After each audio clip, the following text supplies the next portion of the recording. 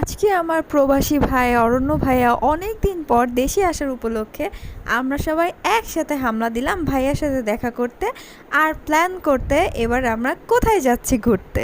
অরণ্য ভাইয়ের চাঁদের মতো মুখটা দেখার পর আমরা সবাই কি করলাম জানেন?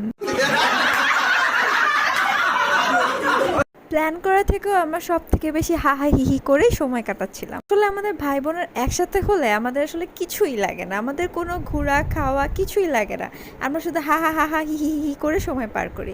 তো যাই হোক, আমাদের সাথে অবশ্যই অরণ্য ভাইয়া আরও বেশি চান পে চান লাগাই দিছে।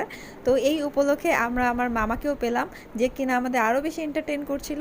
মামার কাছে আমরা সবাই আসন পেতে বসে বিভিন্ন আবদার শুরু করলাম, আর মামাও বিভিন্ন মজার ছলে আমাদের আবদার মেটানো শুরু করলো। আর মামা তো সেখানে আমাদের আনন্দ আরো বাড়িয়ে দিচ্ছিল। যাই হোক, তুমি তাহলে চোখা